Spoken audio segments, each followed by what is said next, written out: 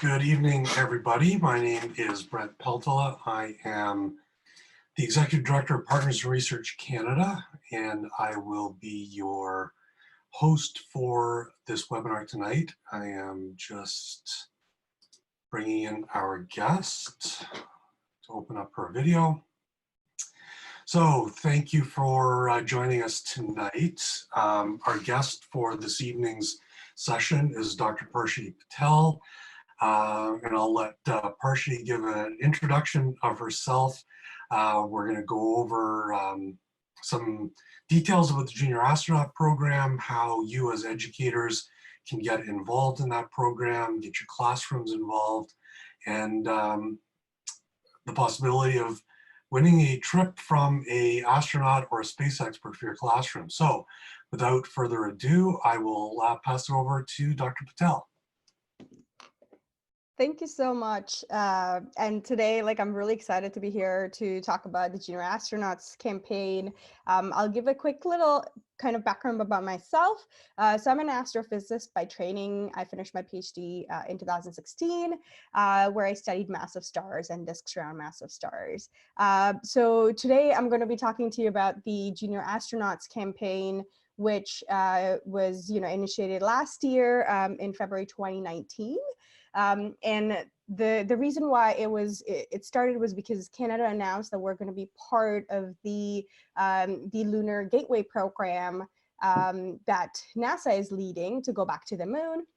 And so when Canada announced this particular initiative of being part of the Lunar Gateway program and contributing a Canada arm as well as an AI-powered robotics system for the Lunar Gateway, which I'll talk about what it is in a bit, they wanted to do something to make sure that we inspire the youth and encourage and show them the possibilities of what space can offer them, what kind of careers there are in space, and also engage them at the same time. So kind of, I'll give you a tad bit of background on what the Lunar Gateway project is. So we currently have an International Space Station that, it goes around Earth, and, it is completely habited by an astronaut throughout the year. There is at least one astronaut, a couple, sometimes more, depending on the time of the year. And so what they are now trying to do is build a mini space station almost, and put it around the moon. And, just like the International Space Station we have here, you have a bunch of different organizations, NASA, ESA, JAXA, Canadian Space Agency, as well as other organizations that are part of this mission, who are supplying basically different kinds of either material and or experiments to be done on this particular space station. So Lunar Gateway, Canada, as I mentioned, is going to be doing a lot of robotics contribution to this mission. What's really kind of unique about this mission is that, even though it's a space station that's going to go around the moon, it's kind of different from the International Space Station we have here on Earth or near Earth, is because we always have an astronaut here, kind of 24/7. That's not going to be the case for the Lunar Gateway project. It's, astronauts will be there maybe 3 to 6 months at a time. And the rest of the time of the year, the space station is just going to be, doing its thing by itself. So we would require AI power system to ensure all the experiments are running fine, et cetera, et cetera. So we are, we are known for our robotics. And so we are stepping in and working with these organizations to come up and contribute to it. So, this is kind of the first kind of mock-up and artist image of what it would look like to have what we are now calling it Canada Arm 3, that's going to be built here in Canada and then going to be put onto the Lunar Gateway. And what's one of the other interesting aspects of the Lunar Gateway is that it not only will allow Canada to be part of this program, it will allow for Canadian astronauts to actually go to the Lunar Gateway. And then there are possible projects where the astronauts will then go from the Lunar Gateway onto the surface. And NASA actually last year announced that they will be sending the first female astronaut to the moon's far side by mid-2020. So, it could be the next Canadian astronaut who's going to be stepping on the moon. And so what's interesting is that as part of this project, they do want to inspire, because this is going to be a long-term project. They want to ensure that the next generation is aware about it and engaged, as well as, becomes that part of that workforce that is required for this particular project, or in general to the space exploration field as well. So, engaging youth is one of them, kind of informing about the space careers is another one of them. And, that is kind of particular interest of mine, is because a lot of people don't think about how many different kinds of careers you could have when you're involved in a, kind of space field, and also show them how they could be part of this upcoming missions that are going to happen. We're going to go to the moon. The plan is to then have the Deep Space Gateway, which is then going to lead to Mars. So, this is the generation that is going to be going to the moon and going to Mars. So we want to ensure that they're aware and encouraged to be part of this. And so the way, this Canadian Space Agency has worked out this particular program, they're catering it to students who are in grade 6 to 9. Obviously, the activities that they have put up on their website are kind of applicable to a lot of almost K to 12. You will have to do some adaptation if you want to use it for younger grades, but they have activities in 3 different streams. And these streams are kind of, what an astronaut would have to learn or prepare for as they're, going from an astronaut candidate to being an astronaut, and then working while they're, active. So one of them is science and technology. Obviously, the scientists, they have to do some science when they're up there, or even while here on Earth, whether it's health or other kinds of experiments that are running. So there is a whole set of activities for science and technology. Obviously, for them to learn about their body, they have to, ensure that they are staying fit. They are taking the nutrition as they need to. So they have created a stream for fitness and nutrition, as well as even just with the Lunar Gateway project, I showed you how many different organizations are involved. So, working with teams of people from different countries, and making sure that you're able to communicate with them. So they have a set of activities for teamwork and communications as well. And I think they have around 38 activities in full that they have, opened up for educators that they could use in their classroom. And so I'll show you an example of what they actually look like.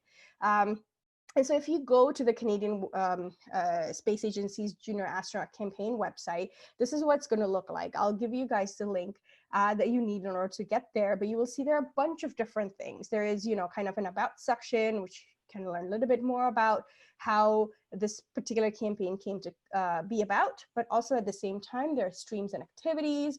And then there are 2 really important things that you as an educator kind of get out of this particular campaign, in addition to the activities and stuff that are already available to you for free of charge once you register.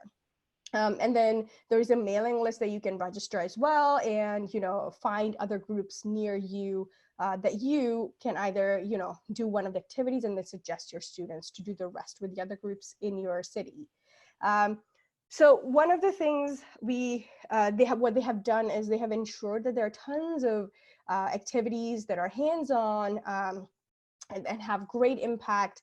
There are physical activities as well, and there are activities where they're making sure they're working in teams, they're communicating well, and so their whole variety. And these are just some of the examples that the Canadian Space Agency ran last year, and some of the pictures from those events. So you will find a good spread for your classroom and adapt it accordingly.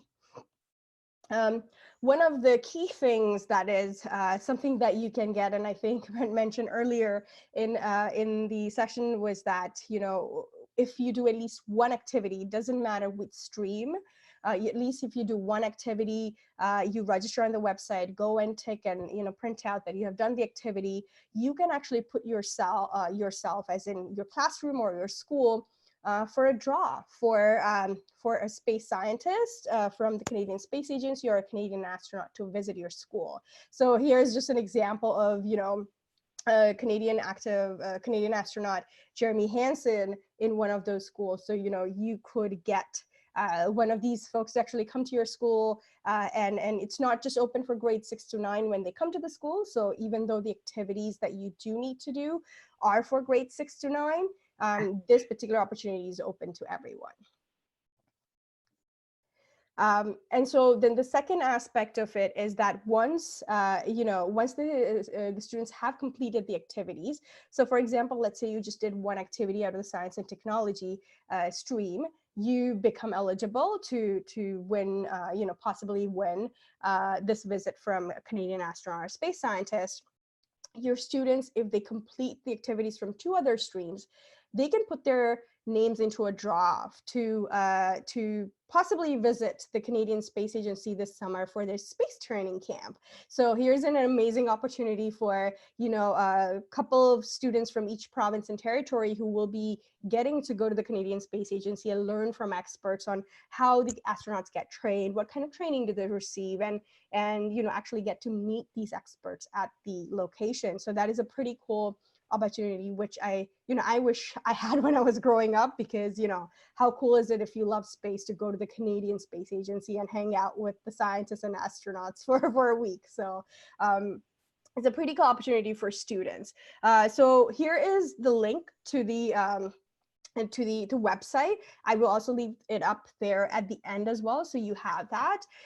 But one of the key things is that you can either register yourself for the mailing list that keeps you updated on all the posts that are coming in, or you can register yourself, which it's now open. And when you do, you will, be asked to fill out a simple form, just, asking your name, address, simple things like if there's a website, school's name, etc. And once you're registered, you will have access to all the activities that they have. Another neat thing that they have is they actually have a map of entire Canada and where all of these organizations who are registering have registered in. So for example, if I look up London, Ontario, where I'm based, you would see like a bunch of schools and other organizations that have registered to be part of this campaign. And so, if you're only going to organize, let's say, one science and tech activity in your classroom, but you want your students to then be able to do other activities from fitness and nutrition, as well as teamwork and communications, you can just guide them to this map and they can look up what other organizations are running these activities. And so they can participate in these activities and become eligible to apply to the camp, the draw for the camp. So I'll quickly go over the activities that are available. So, as I mentioned, there are 3 streams. This is what's going to look like when you go into the website and actually sign in. And so when you click on these, let's say if we were to click fitness and nutrition, this is what's going to look like. You have, the orange ones are fitness. If you scroll down, you would have nutrition. And here in the green, I have the technology and the teamwork and communication ones. So, once you click on them, you can easily access them in terms of either PDF or text from the website. So I have, kind of taken one activity called Dragon's Den from the teamwork and communications to kind of showcase what they have created. So there is a description, preparation, they give you kind of a time breakdown as well. So there is, they've prepared a lot for the educators, so they don't have to put in a lot of work.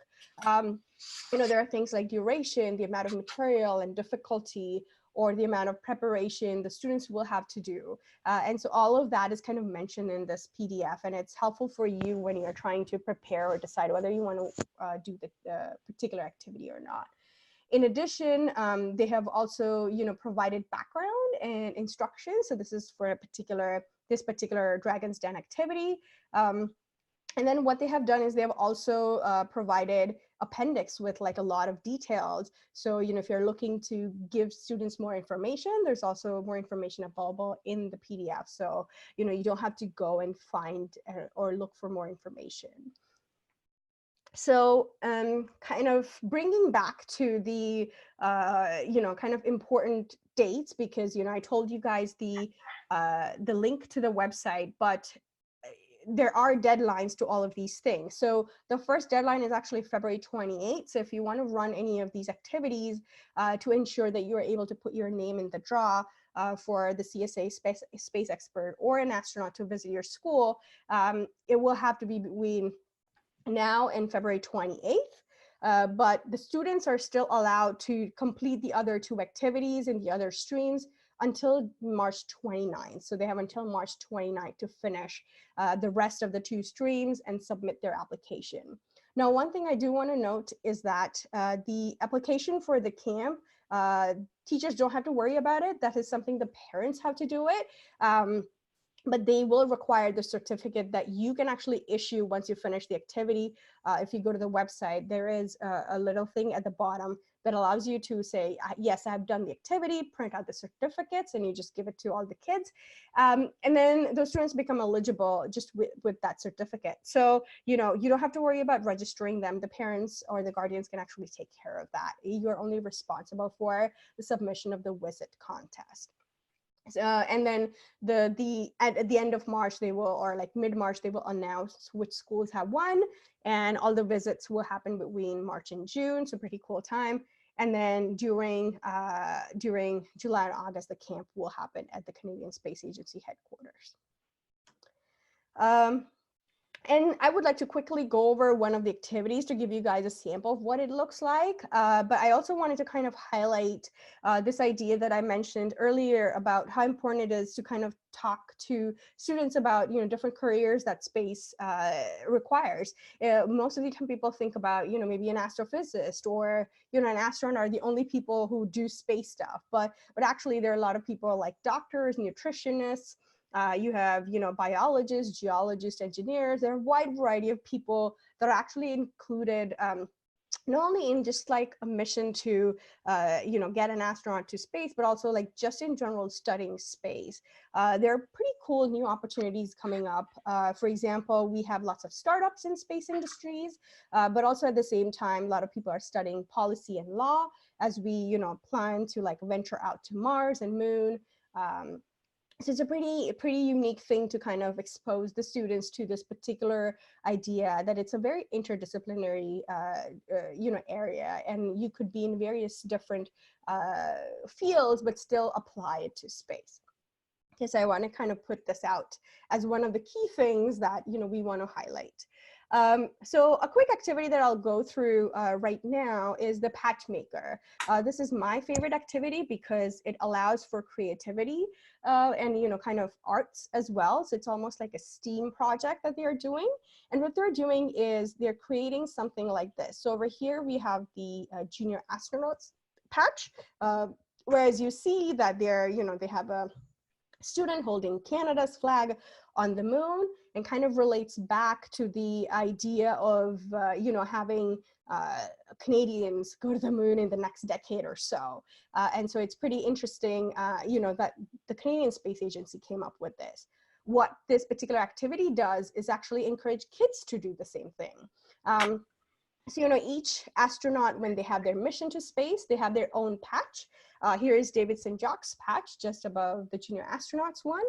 And so what we would like to do is, have kids envision what their mission would be when they go to space, and then give them, crayons, pencil crayons, a paper, and have them imagine that and put that in form of art on the paper.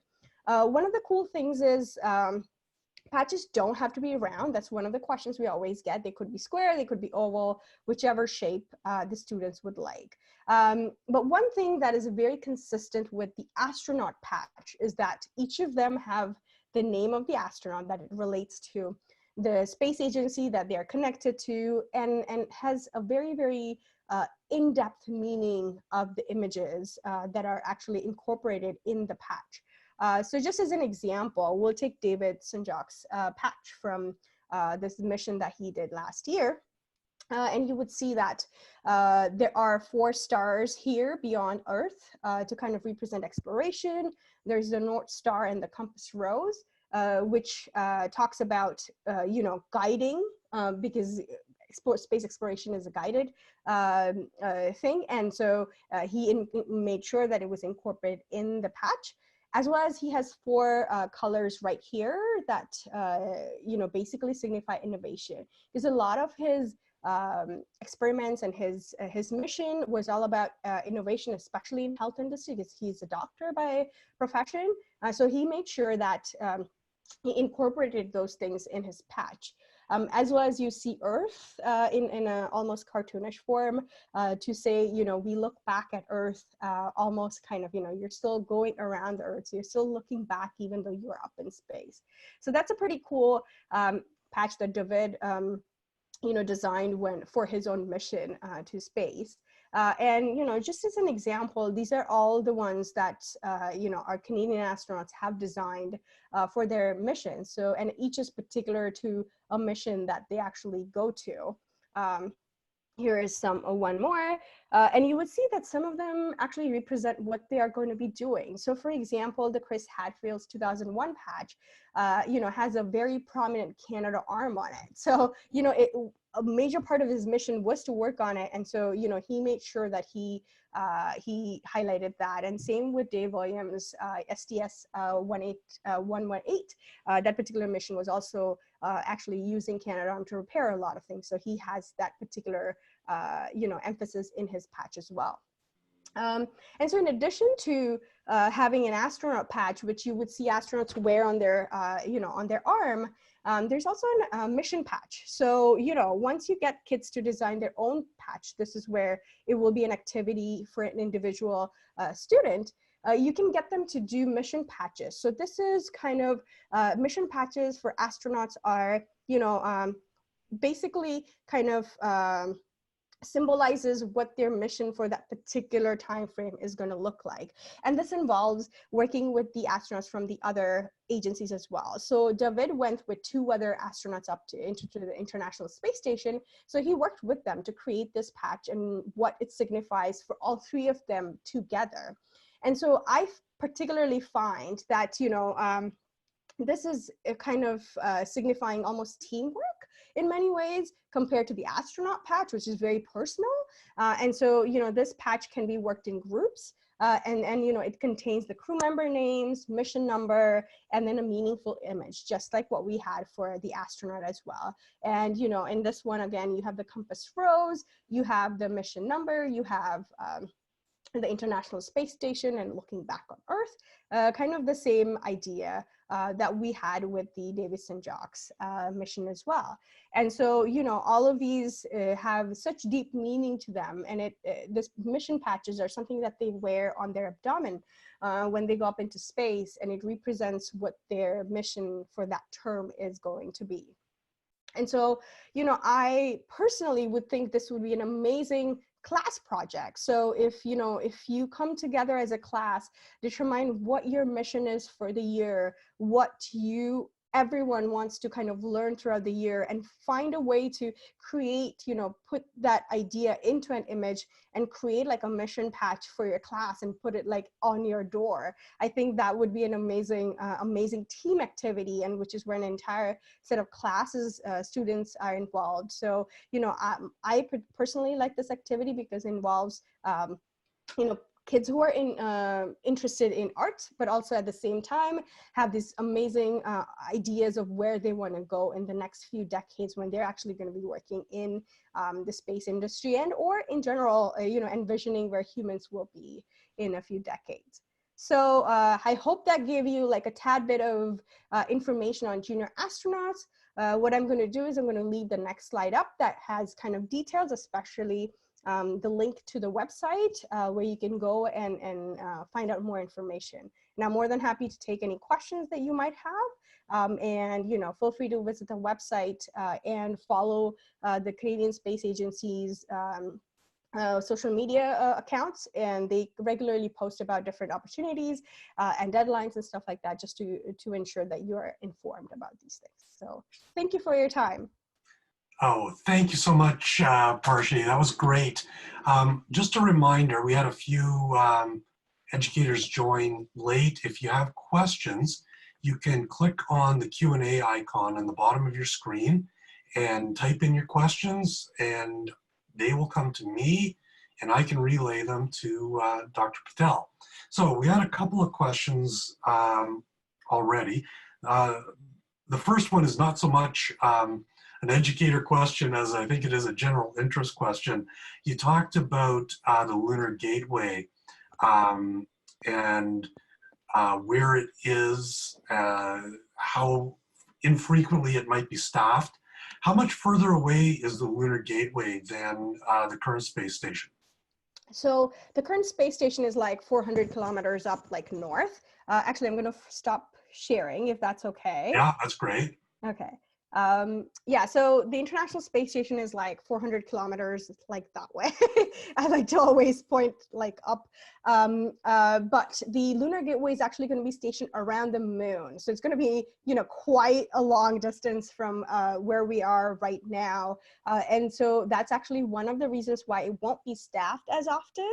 And not for a very long amount of time, because also we don't know a lot of things like how much radiation is going to be affecting the body and things like that. We're going to be using that as a kind of a test bed for a lot of the experiments. And so what we will do is have kind of AI-powered robotic system that's going to run the space station while it's still going around the moon the entire time, and just staff the astronauts maybe a couple months a year.